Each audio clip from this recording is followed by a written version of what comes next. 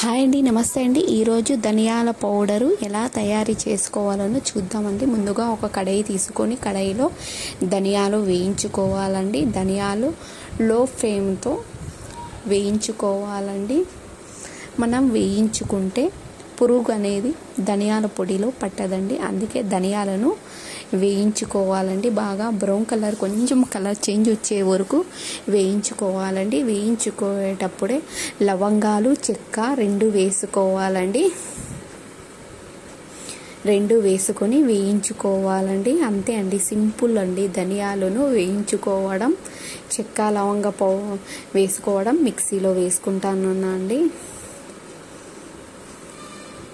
మిక్సీలో ఇలా మెత్తగా పౌడర్గా చేసుకోవాలండి. అంతే అండి, ధనియాల పౌడరు మనం ఇంట్లోనే తయారు చేసుకోవడం సింపుల్ అండి. ధనియాల పౌడర్ ఒక్కసారి తయారు చేసుకుంటే మనం 1 ఇయర్ వరకు అయినా ఉంటుందండి. ఈ పౌడరు ఏమీ కాదు, పురుగు కూడా పట్టదండి. ఇలా తయారు చేసుకుంటే ధనియాలు వేయించుకొని పౌడర్గా చేసుకోవడమే అండి.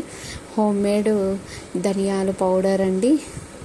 మన బయట ప్యాకెట్లో కంటే మనం ఇంట్లోనే తయారు చేసుకోవడంలో టేస్ట్ చాలా బాగుంటుందండి. కల్తీ లేకుండా ఉంటుందండి. మెత్తగా మిక్సీలో పెట్టుకోవాలండి పౌడర్గా.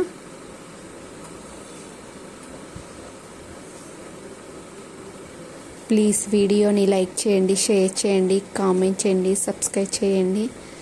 ధనియాల పౌడర్ స్మెల్ కూడా చాలా బాగుంటుందండి లవంగా, చెక్క వేయడం వలన. ఇలా మెత్తగా పౌడర్గా చేసుకోవాలండి. తడి మాత్రం